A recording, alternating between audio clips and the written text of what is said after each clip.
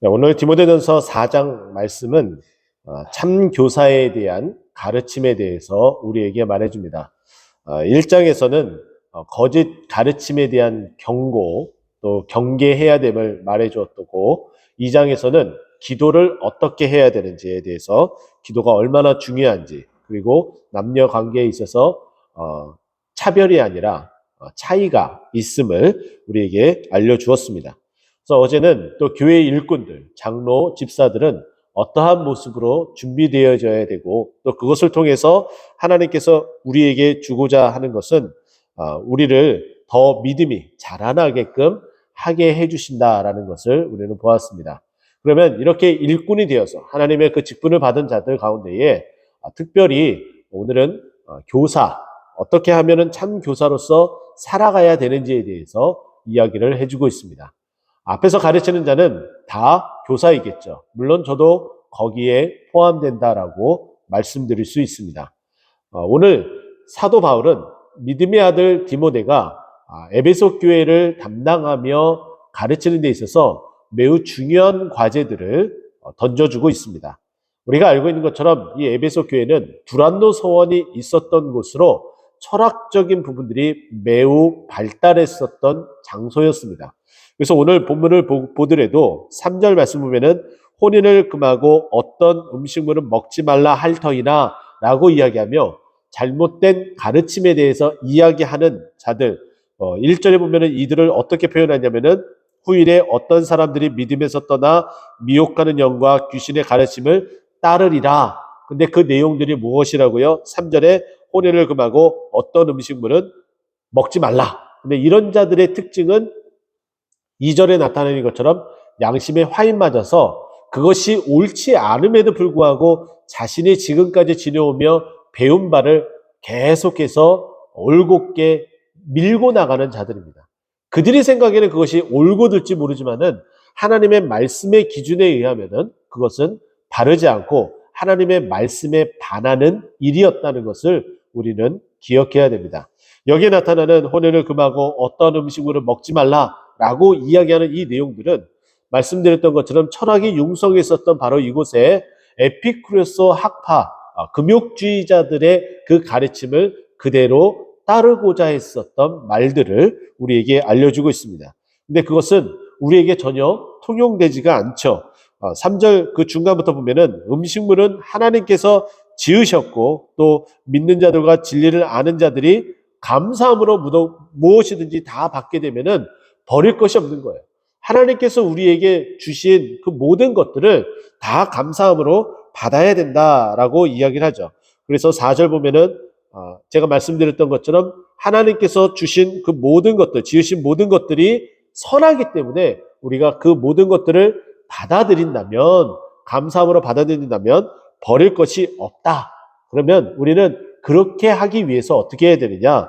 5절 말씀 보게 되죠. 하나님의 말씀과 기도로. 가장 중요한 것은 하나님께서 말씀으로 지으셨고 또 하나님께서 그 말씀 가운데 운행하시는 분이시기 때문에 우리가 우리에게 말씀하신 하나님의 그 말씀을 붙들고 그리고 그를 위해서 내가 이것을 실행하고 이행하고 또 순종하기 위해서 하나님 앞에 기도해야 된다. 바로 그것이 우리가 하나님 앞에 분별되어지는 거룩한 자의 삶을 살아갈 수 있다라고 우리에게 말해줍니다. 우리는 이미 사도 바울은 이 먹는 것에 대한 문제로 인해서 고린도 교회가 얼마나 진통을 겪고 있었는지에 대해서 잘 알고 있습니다. 그래서 우상 제사에게 드려졌었던 그 음식물을 먹는 문제가 고린도전서 10장에 보면은 그 문제로 인해서 대두됐었던 그 모든 일들을 그 내용들을 이제 마무리하며 사도 바울은 고린도전서 10장 31절에 보면은 그런즉 너희들은 먹든지 마시든지 무엇을 하든지 간에 하나님의 영광을 위하여 하라라고 말씀하고 있습니다. 하나님의 영광을 위해서 살아간다면 우리가 하나님의 말씀을 붙들고 또 하나님 앞에 그렇게 기도하며 살아간다면 먹는 것에 대한 그 문제는 전혀 문제될 것이 없다는 것이죠. 자, 그렇게 되면 우리는 하나님의 그 말씀을 따라서 살아가려면 하나님의 말씀을 받아야 되는데 6절 말씀을 보면은 내가 이것으로 형제를 깨우치면 그리스도 예수의 좋은 일꾼이 되어 믿음의 말씀과 내가 따르는 좋은 교훈으로 양육을 받으리라. 양육을 받아야 된다. 하나님의 말씀을 계속해서 공급받아야 된다. 이 이야기를 해주고 있어요. 근데 그렇게 되면 그 사람은 좋은 일꾼이 될 수밖에 없고, 그렇게 좋은 일꾼이 되는 사람들은 다른 사람들을, 다른 형제들을 깨우치는, 가르치는 일을 하게 된다라고 이야기를 합니다. 여기에 6절 말씀 보면 좋은 일꾼이다라고 표현되어지는 여기 일꾼에 대한 헬라어 단어를 살펴보게 되면은 디아코노스라는 단어를 사용하고 있습니다. 이것은 우리가 잘 알고 있는 영어 성경에도 나타나는 디콘, 집사, 하나님의 일을 교회 안에서 열심히 하는 자들을 이야기합니다. 근데 이 디콘이라는 이 단어, 이 디아코노스라는 이 단어하고 발음이 매우 유사한 가르치다에 대한 헬라어 동사가 있습니다. 디다케라는 이 단어를 사용하고 있는데요. 디다코노스라는 단어를 사용하고 있는데 이 단어는 가르치다라는 거예요. 발음이 매우 유사하죠. 그래서 하나님의 일꾼은 다른 형제들을 깨우치기 위해서 먼저 자신이 양육을 받고 그것을 가르치는 일에 전념해야 됩니다.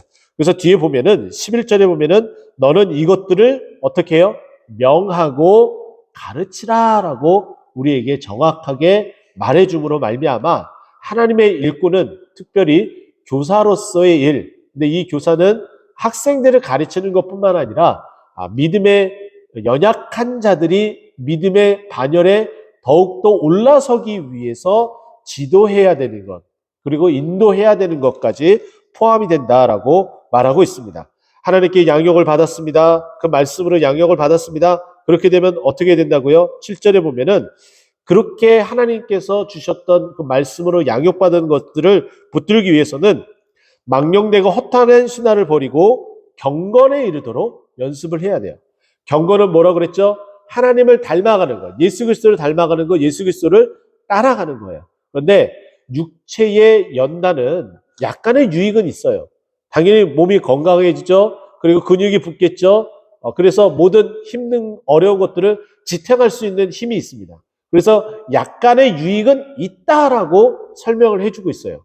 그런데 경건은 모든 일에 다 유익하다, 범사에 유익하다라고 말해줍니다. 그래서 우리는 어떻게 해야 될까요? 육신의 연단을 위해서 운동도 열심히 해야 되지만은 우리의 모든 면, 예수 그리스도를 닮아가는 우리의 삶의 전 영역을 주님과 닮은 꼴의 모습으로 살아가기 위해서 경건의 모습으로 살아가야 된다. 경건을 해야 된다. 경건으로 훈련을 해야 된다라고 말해주고 있습니다. 그러기 위해서는 어떻게 해야 돼요? 다시금 우리가 5절로 돌아가서 말씀과 기도를 해야 돼요. 말씀으로 양육을 받고 또 그것을 준행하기 위해서 하나님 앞에 기도하고 자기 자신을 낮추는 일을 해야 된다라고 말씀드리고 있어요. 그렇게 되면은 우리는 이 세상에 소망을 두지 않고 하나님께만 소망을 두고 살아갈 수 있음을 10절에 말씀하고 있습니다. 이를 위하여 우리가 수고하고 힘쓰는 것은 우리 소망을 살아계신 하나님께 둠이라 라고 말해주고 있어요. 우리의 소망은 돈이 아닙니다. 우리 자녀들이 아니에요. 내 권력이 아니에요. 내 힘이 아니에요. 오직 우리의 소망은 예수 그리스도밖에 없는 줄 여러분 믿으시기 바랍니다. 그 하나님을 붙들기 위해서 다시 5절로 돌아가서 말씀과 기도로 연단을 해야 돼요. 훈련을 해야 돼요. 그것만이 우리가 경건에 이르는 훈련을 하는 것이고 그것이 주님을 닮아가는 모습인 거라는 것을 기억을 해야 됩니다. 그렇게 할 때 우리가 양육받아서 다른 자를 가르쳐야 돼요. 그러기 위해서는 우리가 먼저 그 말씀을 준행하는 자들이 되어야 됩니다. 그래서 12절 말씀 보면은 맨 마지막 부분에 보면은 믿는 자에게 본이 되어야 된다. 디모데는 매우 젊은 목회자였습니다. 교회 안에는 많은 스펙트럼이 있죠. 아주 젊은 사람부터 시작해서 나이가 연로하신 분도 있습니다. 연륜으로 따지면 당연히 젊은 목회자는 따라갈 수가 없습니다. 하지만 어떻습니까?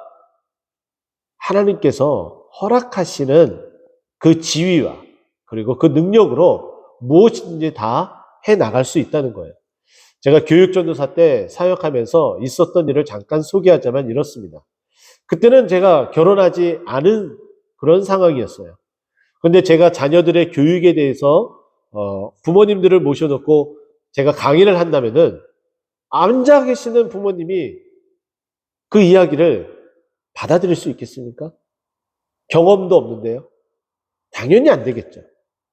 그때 하나님께서 그런 지혜를 주시더라고요. 여러분보다 더 전문가가 있습니다. 그 전문가는 여러분들의 부모가 되어서 여러분들을 가르치시는 하나님의 말씀입니다. 하나님은 여러분들의 부모가 돼서 여러분들을 지도하고 여러분들을 양육하는 분이십니다. 여러분들의 그 자녀를 하나님께서 맡기셨기 때문에 그 전문가이신 하나님께 자녀 양육에 대한 그 배움이 있어야 됩니다. 저는 그것을 가지고 섰기 때문에 제가 경험이 부족해도 여러분들에게 그 말씀을 나눌 수 있는 거예요. 라고 이렇게 이야기를 했습니다. 제 말이 전혀 틀린 바가 없죠. 다 맞죠? 그런 것처럼 아무리 부족하고 아무리 연약한다 할지라도 하나님께서 주신 그 지혜가 있다면 그 지혜로서 연소함을 업신여기지 않도록 믿음의 본이 될 수 있도록 하나님의 말씀을 붙들어야 된다라고 우리에게 말해주고 있어요. 그래서 그러기 위해서는 말씀과 기도로 거룩해야 되는데 그 말씀에 대한 그런 부분들 13절에 이렇게 연결이 됩니다. 5절과 13절 이렇게 연결돼서 우리가 읽으면 좋을 것 같아요. 내가 이를 때까지 읽는 것과 권하는 것과 가르치는 것에 전념하라 라고 말해주고 있습니다.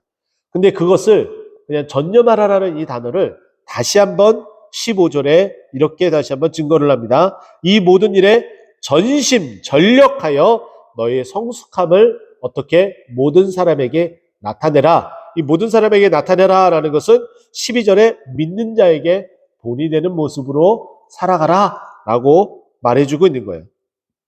그렇게 하게 되면 결론은 어떻게 됩니까? 16절에 보면은 내 자신과 내게 듣는 자를 어떻게 해주신다고요? 구원해 주신다. 하나님이 이끌어 주신다라고 말씀하고 있습니다. 우리는 자녀들 뿐만 아니라 우리 주일학교 아이들에게도 그리고 믿음이 연약한 우리 주위의 많은 분들에게 본이 되어야 돼요.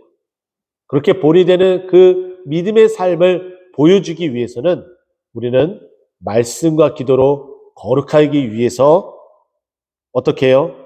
읽고 권하고 가르치는 것에 전념해야 된다는 것을 꼭 기억하고 믿음의 사람으로 이렇게 말씀을 들었다면 또 이 말씀이 끝난 후 기도하는 시간을 통해서 기도로 더욱더 거룩하여져서 주님 영광 나타내는 우리 모두가 되기를 예수 그리스도의 이름으로 축원드립니다. 기도하겠습니다.